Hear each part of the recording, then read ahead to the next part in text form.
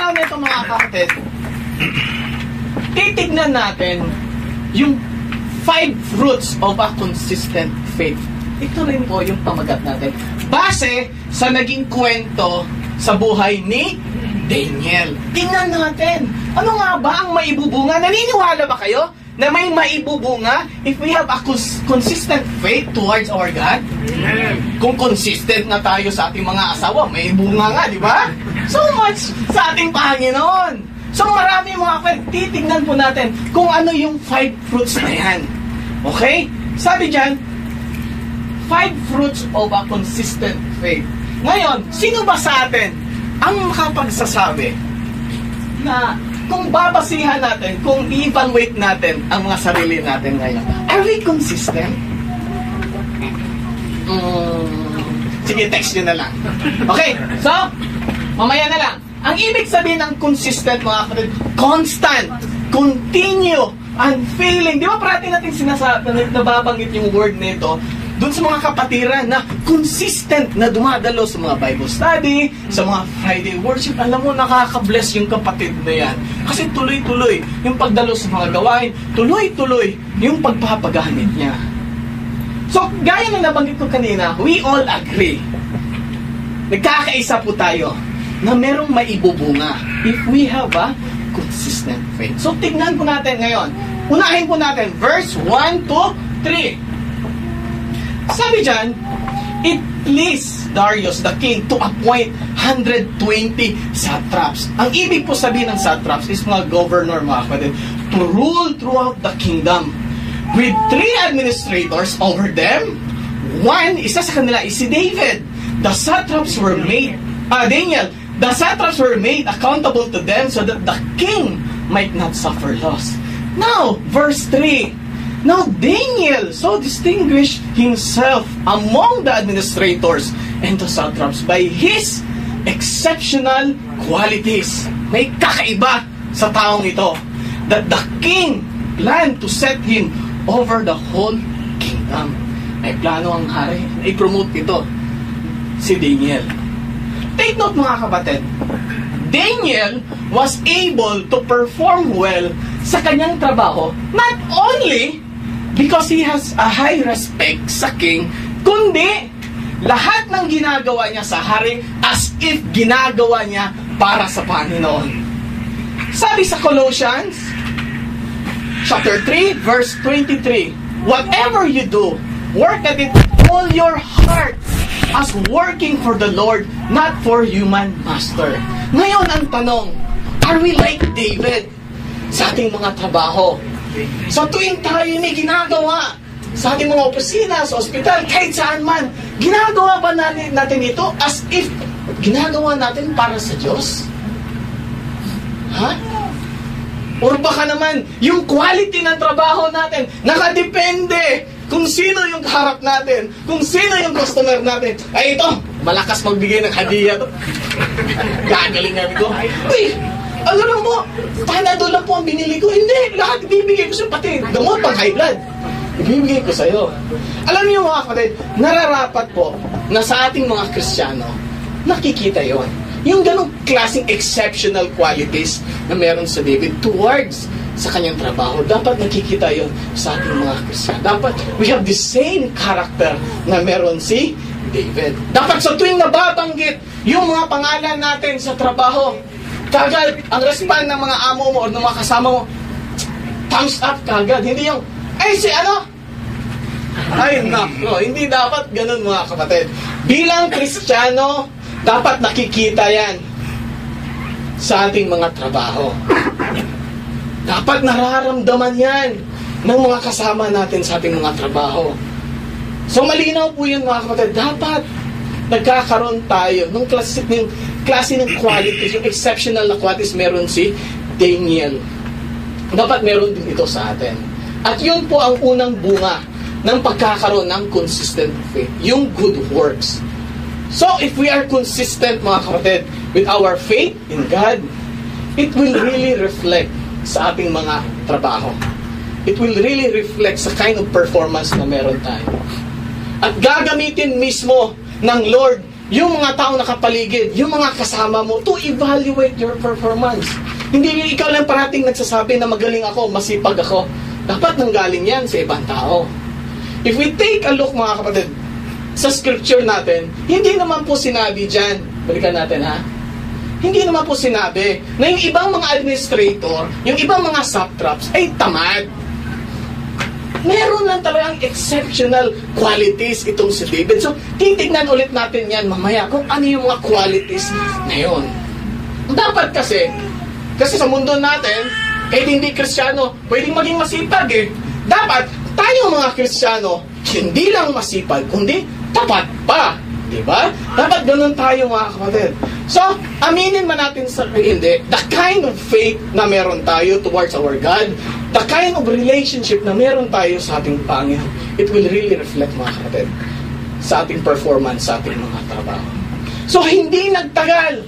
At talaga namang nalungkot itong mga kasama ni Daniel na mga administrator. Sabi nila, hindi pwede to. For the past 11 months, si Daniel na lang parati, ang employee of the month. Tapos next month, siya na naman, kailangan makagawa tayo ng paraan. Hindi pwede ito. Parang sumusobra na yung taong ito. Dapat makagawa tayo ng something. Nasiraan ang taong ito. Verse 4. Sabi dyan, at this, the administrators and the satraps tried to find grounds. Talagang ginawa nila lahat para makahanap ng may accuse kay Daniel for charge against Daniel in his conduct of government affairs. But they were unable. Wala silang makita. Mafi talaga. They could find no corruption in him because he was trustworthy and neither corrupt nor negligent sa kanyang trabaho. So pwede pala po mga kapatid na isang Kristiyano maging involved sa government na hindi nako-compromise ang kanyang pananampalataya. Yun nga lang, maraming magpa-persecute sa'yo. Alam niyo naman, sa mundong ginagalawan natin, pag gumagawa ka ng tama, maraming galit sa'yo. Especially sa gobyerno. Pero nakita natin dito sa katauhan ni David. Pwede kang maging involved sa government na without compromising. Yun nga lang, you must be ready sa magiging response ng mga unbelievers. So wala talaga silang makita mga kapatid. Verse 5, finally, this man, sabi nila, ito na, alam ko na. We will never find any basis for charges against this man unless it has something to do with the law of God. Sa verse 4 po mga kapatid, nabanggit kanina na nahirapan talaga sila na makahanap ng butas or mali sa karakter ni Daniel. Ngayon, ang tanong sa atin, pag may mga taong medyo ayaw sa atin, nahihirapan din po ba silang hanapan tayo ng butas? O baka naman di na kailangan mag-isip kasi hayagan na yung ginagawang mali natin? Di ba napakagandang pag-ugali, lalo na maging testimony ito sa ibang tao? Na, alam mo, nakaka-bless yung kapatid na yan. Wala talaga akong makikitang pagkukulang sa kanya as a Christian at bilang worker ng simbahan. Di ba nakaka-bless? Dapat ganun po yung reaction ng ibang tao sa atin mga kapatid. So, mabalik tayo dyan sa verse 5. So, wala talaga silang mahanap. So, ito na ngayon. Pwede nating mabigyan to ng problema si Daniel kung meron itong kinalaman sa kanyang Diyos. So, since batid nila, kasi hayagan naman po kasi itong si Daniel mga kapatid. Hayagan niyang pinapakita yung faith niya, yung towards niya sa ating Panginoon, sa mga unbelievers.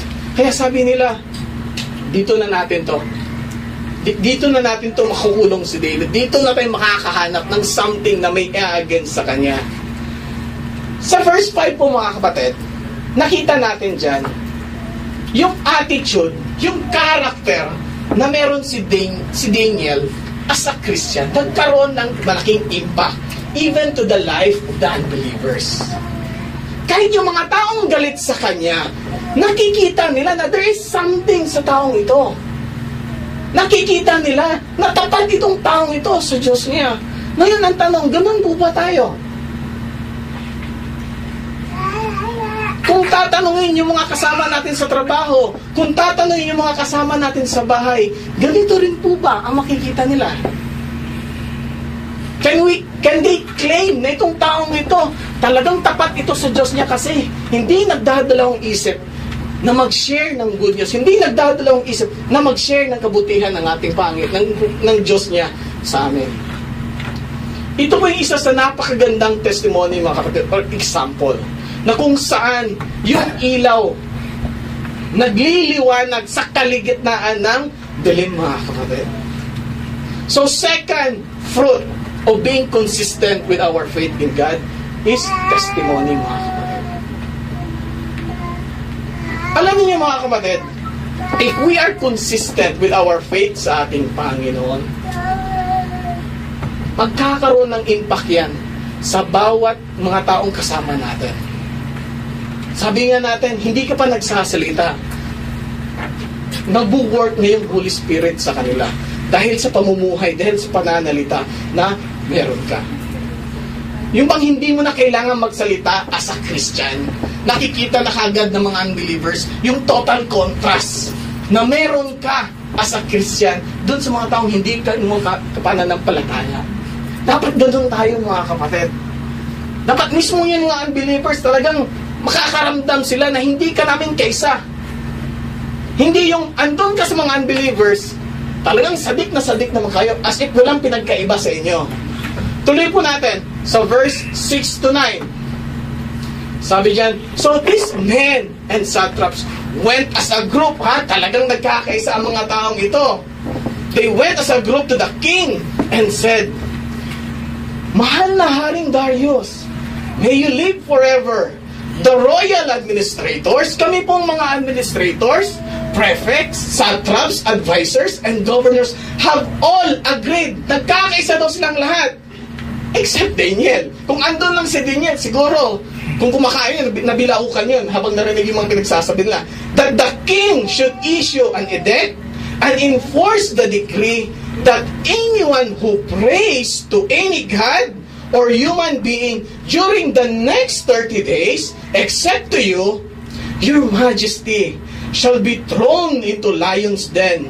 Now, your majesty, issue the decree and put it in writing so that it cannot be altered in accordance with the law of the Medes and Persian, which cannot be repelled. Hindi pa nga tapos magsalita. Mahal na hari, andito po yung ballpen at papel. Igawa po natin ang kasulatan para hindi po walang sino man ang lalabag. So the King Darius put the decree in writing. Verse 10. Now, when Daniel learned the decree has been published, he went home to his upstairs room where the windows opened towards Jerusalem. 3 times a day he got down on his knees and prayed, giving thanks to his God, just as he had done before. Nung malaman po ni Daniel yung about sa decree, hindi po natin nabasa dyan, at umalis siya ng bahay at sinugod yung mga kapwa-administrator. Hindi rin natin nabasa, nung after malaman ni Daniel yung decree, lumabas siya ng bahay at pinuntahan niya ang hari. Kung titignan po natin, mga kapatid, merong magandang relationship si Daniel towards sa hari. Kung tutusin, pwede niyang gawin yun eh. Pero hindi niya ginawa. Anong ginawa niya? Nanalangin siya. He never tried to contest the decree in favor to him, mga kapatid. And take note po, si Daniel this time, medyo nagkakaedad na rin. So, hindi yun naging hadlang sa kanya para 3 times lumuhod sa ating Panginoon at manalangin. Kahit nagkakaedad na si Daniel, alam niya kung sinong lalapitan niya when it comes to problem or kung merong trouble. Now, kung tayo medyo bata-bata pa ngayon, hindi man natin matiklop yung mga tuhod natin para lumuhod sa harapan ng ating Panginoon at manalangin, hindi magagawa natin yan kung nakakaedad na tayo? Hindi. Dapat sanayin natin, mga kapatid. At tignan natin yung attitude na meron itong si Daniel. Instead magwala, instead pumunta doon, sumugod at awayin yung mga kapwa-administrator. Hindi. He chose to stay at home and pray to God. Hindi rin siya nagalit kasi alam niya naman na na-deceive lang yung hari doon sa mga sinasabi ng mga kapwa administrators.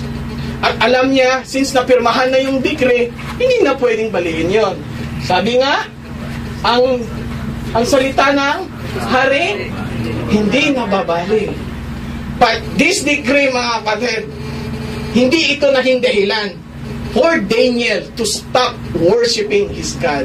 Kasi alam niya, aside sa authority na meron si King Darius, meron pang mas mataas na authority din. Kundi yung authority ng ating Panginoon. Sabi nga sa Acts, chapter 5, verse 9, we must obey God rather than men. Napakagandang attitude, mga kapatid, na pinakita ni David. Tayo po ba, sa ating mga trabaho, kung merong sasabihin sa atin ng ating mga amo regarding sa ating pananampalataya, pag sinabi ng amo natin, "Oy, alam ko ha, na ikaw dumadalo ka sa mga gawain. Huwag ka nang dumalo dyan. Kung hindi, tatanggalin kita, paalisin kita, pauwiin kita ng Pilipinas." How are we going to respond? Susugurin natin yung amo natin? Pupuntahan mo si Kuya Eric at sasamahan ka ni Eric para sugurin yung amo mo? Or you will stay calm and pray to God?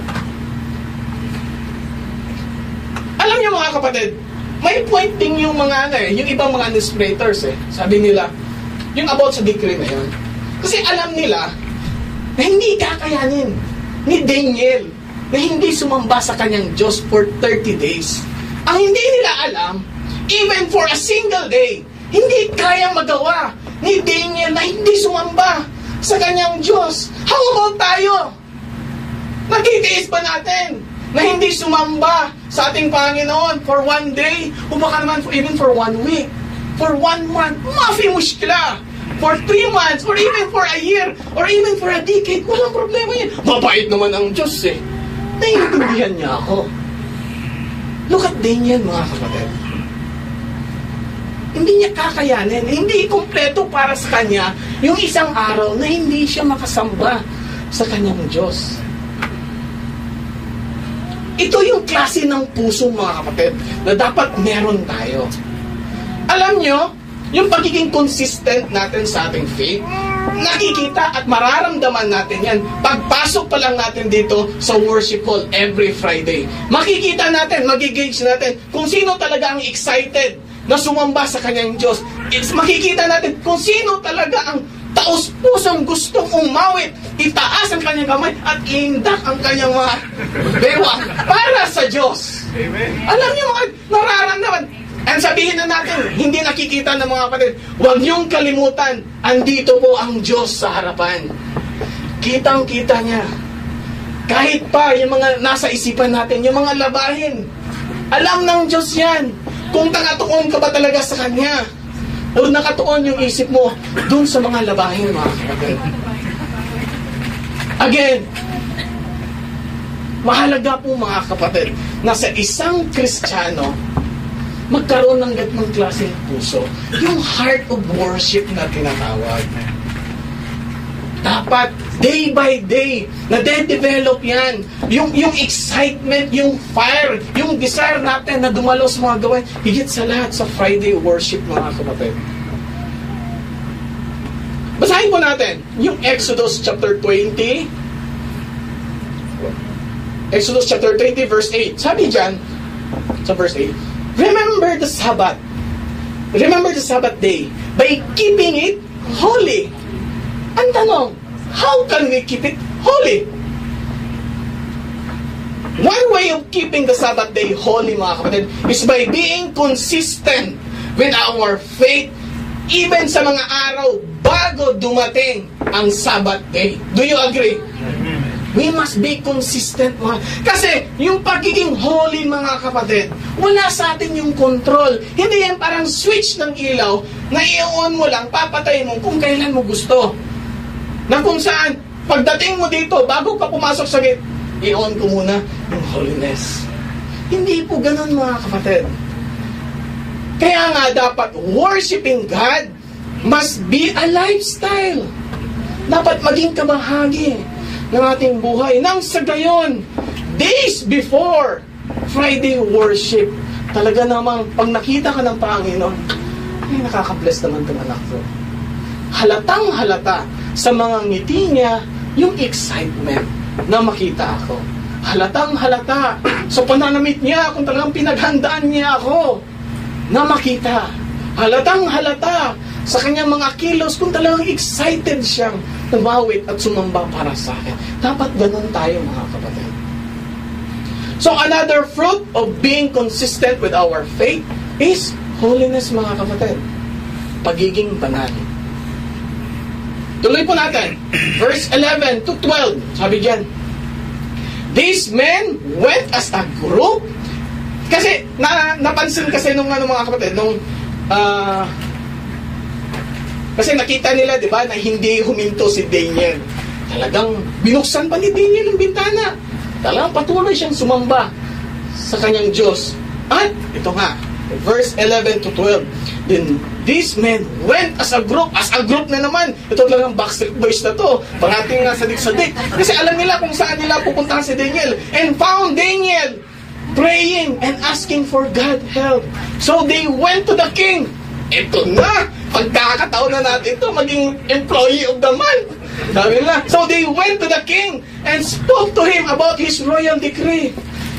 Mahal na hari, did you not publish a decree that during the next 30 days, anyone who prays to any god or human being except you, your majesty, would be thrown into lions' den?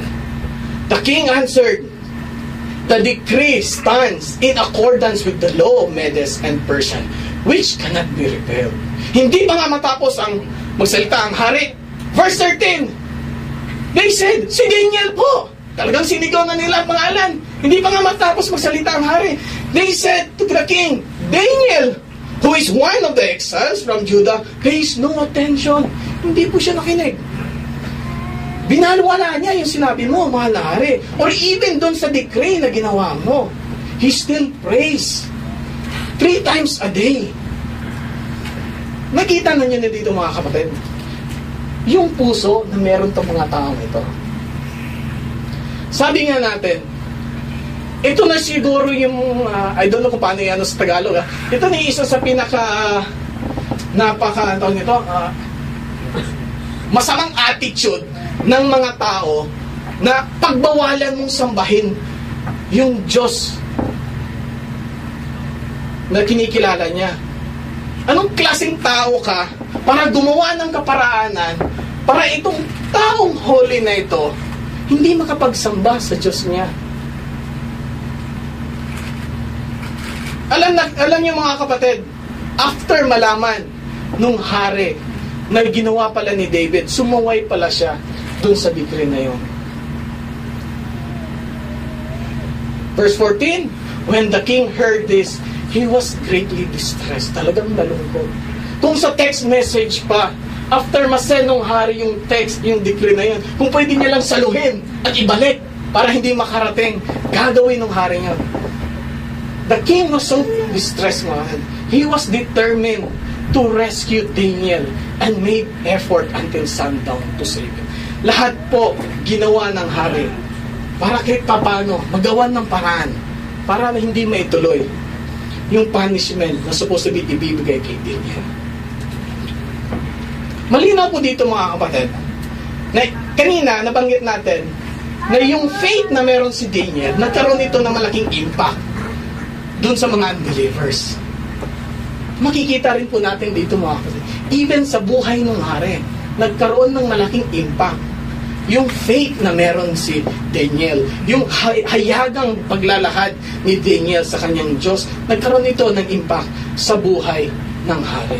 Dahil sa pagiging consistent ni Daniel sa faith niya sa Diyos, nakita ng hari na itong taong ito, kahit kamatayan, hindi mapipigilan, hindi makakapigil para sambahin ang kanyang Diyos. So the king is hoping, mga kapatid. Tuloy natin. Then the men went as a group kasi narinig nila, nalaman nila na parang may ginagawang kaparaanan yung hari para hindi maituloy yung punishment na supposedly dapat ibigay kay Daniel. Then the men went as a group na naman. Kaya, Kuya Eric, mag-ingat ka pag may pumupunta, lumalapit sa iyo as a group, ha? Then the men went as a group to the King Darius and said to him, "Remember, mahal na hari, that according to the law of Medes and Persians, no decree that the king issue can be changed." Talagang, alam nyo, itong mga taong ito, mga kapatid, walang pinagkaiba doon sa mga attitude na pinakita ng mga Pariseo towards Jesus Christ. Na talagang gusto na nila, ngayon na, alaktol, kailangan ipako na yan, taong yan.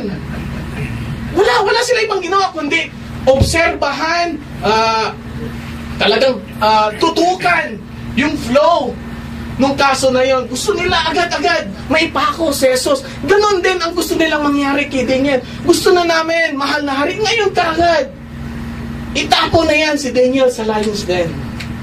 Kung si Daniel consistent sa faith niya towards sa ating Panginoon, itong mga taong ito naman, nasugo ng mga demonyo, consistent din po sa adhikain nila para sirain ang ating kapatid na ito. So, after naman, wala talagang magawa yung hari. Verse 16, so the king gave the order, and they brought Daniel and threw him in the lion's den.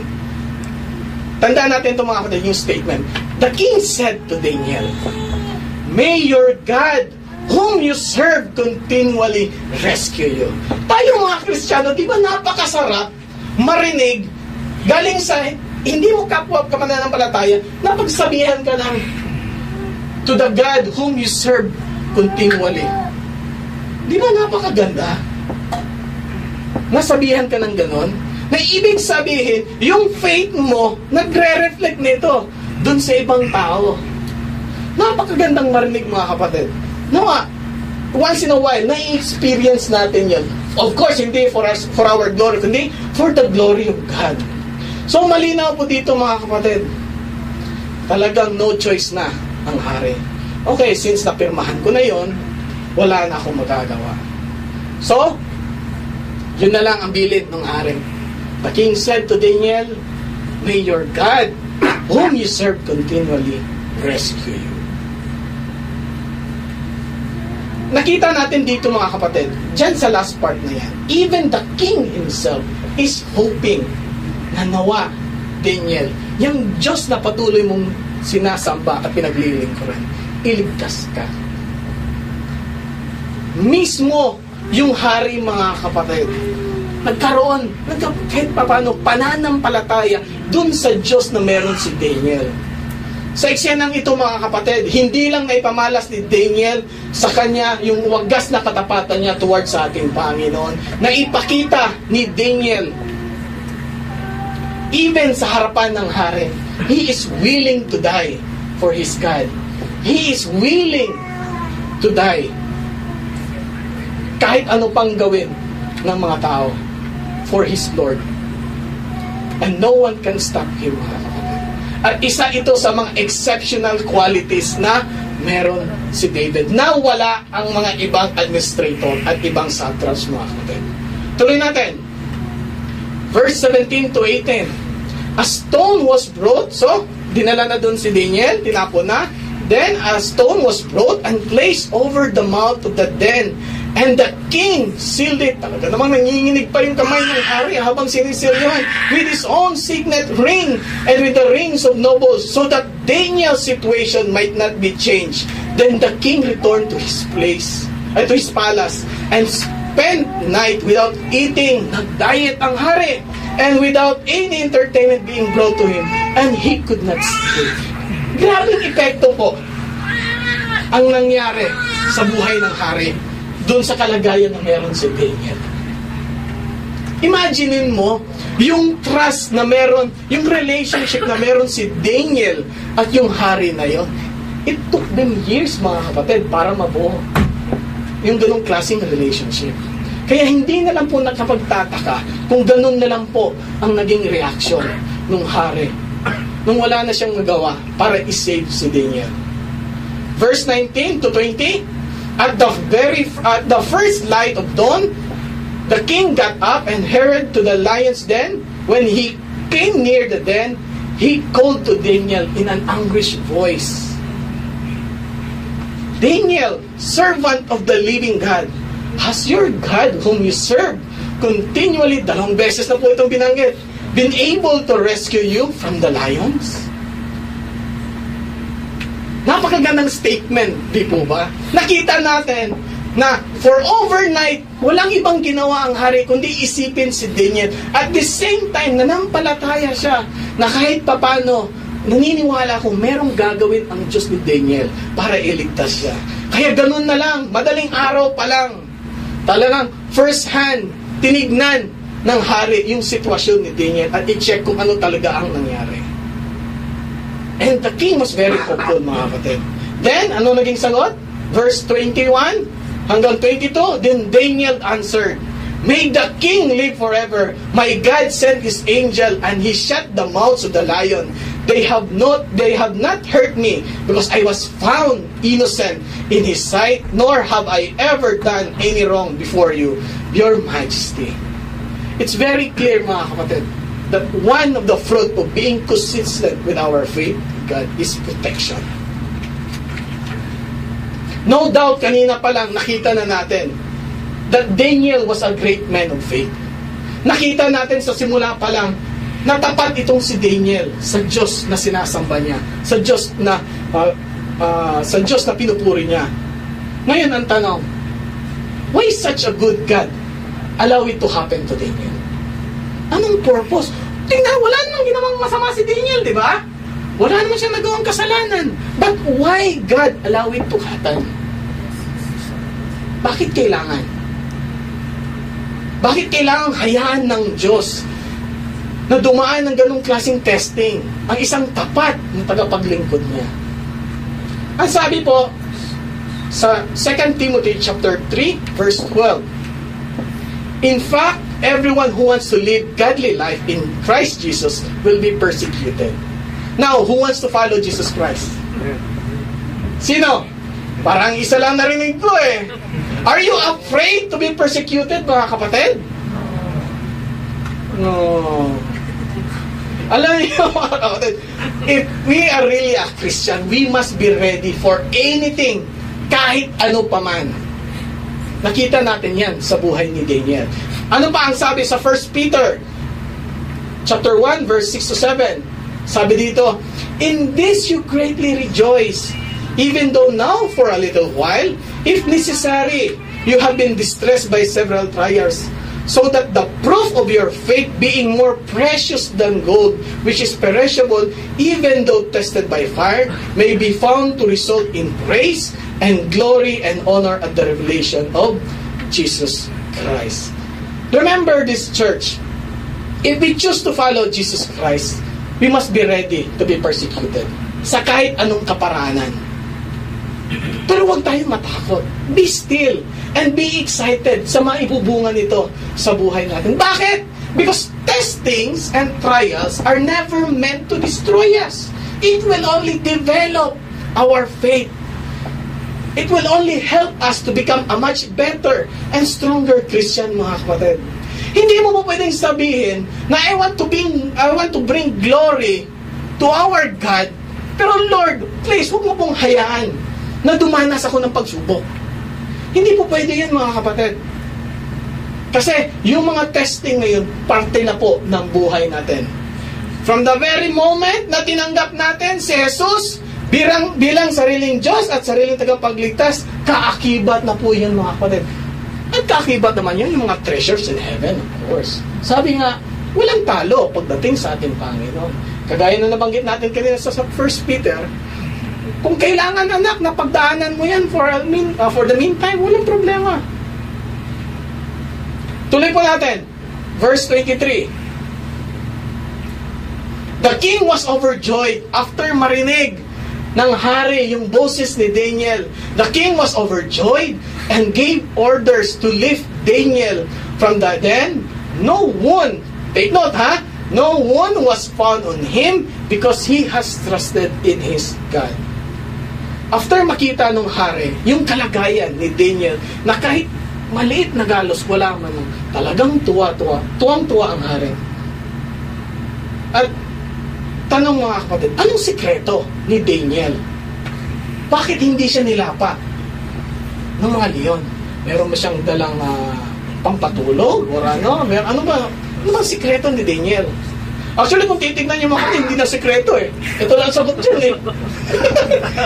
Kung naging observant na kaysa binabasa natin, walang sikreto dun eh. Ito na yan, oh. Because he simply trusted his God. Yun lang po ang sagot dun, mga kapatid. So, huwag na natin pahirapan yung sarili natin. So, yun lang po. Again, so yung mga ibang nababasa natin sa kwento about sa Daniel and Lions Den, wala pong katotohanan yun, mga kapatid.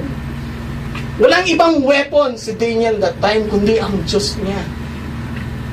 Walang ibang ginawa si Daniel, kundi sumamba sa Diyos niya. Tayo, mga kapatid, can we pray if we are being surrounded by lions? Can we still worship God if we are being surrounded by darkness? Imagine niyo yung environment na meron si Daniel overnight. Walang liwanag. Puro dilim. Then may mga leon pa. Can we survive? Can we still worship God in the midst of darkness? Can we still worship? Can we still say, thank you, Lord? Kung napagitnaan tayo ng kadiliman o mga pagsubok, look at Daniel, mga kapatid. In good and in bad times, walang nagbago. He is being consistent sa faith na meron siya towards sa Diyos. How about tayo? Ano ba yung faith natin towards sa ating Panginoon? Whether MWF, TTH, once a week, twice a week, ano ba? Nakita natin dito sa buhay ni Daniel. Talagang isinabuhay niya yung pananampalataya niya towards sa ating Panginoon. Dapat yung pagtitiwala natin sa ating Panginoon, mga kapatid, na ipapakita natin yan sa pananalita at sa gawa. If we really trusted God, huwag tayong mahiya ihayag ito. Huwag tayong mahihiyang i-share ito, even sa mga unbelievers. Huwag tayong mahiya, mga kapatid. Huwag natin gawing sikreto kung paano kumilos ang Diyos sa buhay natin. Dapat hinahayag natin yan. Kasi nakita naman natin kung gaano naging bold si Daniel sa kanyang faith, even in the front of the unbelievers, nagkaroon ng impact. Sabi nga, yung salita ng Diyos, hindi nasasayang. It may take time, pero hindi masasayang yan. One day, makikita mo rin yung bunga dyan. So again, walang sikreto po. He only trusted his God. Tuloy po natin, verse 24. At the king's command, after malaman ng hari, the men who had falsely accused Daniel were brought in and thrown into lions' den, along with their wives and children. And before they reached the floor of the den, the lions overpowered them and crushed all their bones. Kung titignan po natin sa verse 16, mga kapatid, nung itinapon na si Daniel sa lions den, nagkaroon pa ng pagkakataon ang hari na sabihin niya, di ba, makipag-usap ang hari kay Daniel. Makikita na natin doon, bago pa sinara, bago pa sinelyuhan yung cave, andun na yung pag-iingat ng ating Panginoon kay Daniel. Kasi dito, yung mga taong nag-falsely accused kaya hindi pa nga sila doon nakano sa floor, talagang nilapan na sila ng mga leon, mga kapatid. The lions overpowered them and crushed all their bones. Isa sa fruit of being consistent with our faith is deliverance, mga kapatid. Daniel was found innocent, hindi lang sa mata ng Diyos, kundi mismo sa Haring Darius, mga kapatid. At yung mga nag-falsely accused sa kanya, yun ang nangyari sa kanila. Tingnan po natin, ano po ba ang naging epekto sa mga sitwasyon na ito after ng mga tagbong iyon? Verse 25, Then the king Darius wrote to all nations and the peoples of every language and all the earth. Gumawa siya ng pinabagong decree. Sabi diyan, May you prosper greatly. I issue a decree that in every part of my kingdom, people must fear and reverence the God of Daniel. The God of Daniel was glorified, mga kapatid. For He is the living God, and He endures forever. His kingdom will not be destroyed. His dominion will never end. He rescues and He saves. He performs signs and wonders in the heavens and the earth. He has rescued Daniel from the power of the lion. So Daniel prospered during the reign of Darius and the reign of the Cyrus the Persians. Nakita po natin dito mga kapatid, yung verse 25, verse 20, ito po yung naging isang legacy ni Daniel. Dahil sa boldness niya, dahil sa hayagan niyang pagpapakita sa kanyang pananampalataya, na even though sa kalagitnaan ng kamatayan, hindi siya natakot na sambahin ang ating Panginoon. Look what happened. Sa tingin nyo, after ng tagpong itong mga kapatid, ilang tao, ilang mga kaluluwa ang tumanggap sa ating Panginoon? Imagine nyo, yung decree kanina, kung ilang tao ang huminto sa pagsamba after nila mabasa yung decree na pinasa ng ari. Pero ngayon, imagine mo, yung kalayaan na meron sila ngayon. This is the kind of legacy, mga kapatid, na dapat meron tayong mga Kristiyano. For us Christians, we must have a great influence sa mga unbelievers, mga kapatid. Sabi nga, kung dumating man sa punto na kung saan kukunin na tayo ni Lord, anong klaseng legacy ang may iwan natin? Sa church, sa pamilya natin, sa mga kaibigan natin. Ngayon, as a follow-up, mga kapatid, base dun sa mga karakter na nabanggit natin, sino po ba tayo ngayon? Hopefully, tayo si Daniel. Hopefully, hindi tayo yung mga sa part ng mga administrator. Nawa, mga kapatid, yung kwento na ito na nabasa natin sa araw na ito, magkaroon ng impact sa buhay natin. Because it even had a big impact sa buhay ng mga unbelievers. So much more sa ating mga Kristiyano. Conclusion, mga kapatid, yung 5 fruits of a consistent faith. Una, good works, testimony, holiness, protection, deliverance. Panghuli po, mga kapatid, siguro meron sa atin ngayon na under persecution sa mga taong nakapaligid sa atin. Siguro meron sa atin ngayon meron pang hindi pa nagkakaroon ng kalayaan na sambahin si Jesus for some personal reason. Siguro meron sa atin ngayon feeling niya nasa loob siya ng lion's den, na kung saan parang sinelyuhan na ng mundo at wala ng solusyon. Siguro meron sa atin ngayon yan na yung mga problema higit pa doon sa napakaraming leon ang nakapaligid sa kanya. Pero huwag po tayong malungkot, mga kapatid. Kasi nakita natin sa buhay ni Daniel. Nakita natin kung paano niya na-overcome yung mga bagay na yun. God is personally talking sa inyo ngayon. Ano man ang pinagdaraanan natin, sundin po natin ang ginawa ni Daniel. Sabi nga, why worry if you can pray? Prayer, mga kapatid. Nakita natin, prayer was the only weapon na meron si Daniel. Nakita natin yung epekto ng pagiging prayerful. If we want to have a consistent life sa ating Panginoon, consistent faith sa ating Panginoon, we must be like Daniel. We must be prayerful. Sabihin natin, sawa-sawa lahat yan. If you are prayerful enough, you are being consistent sa ating Panginoon.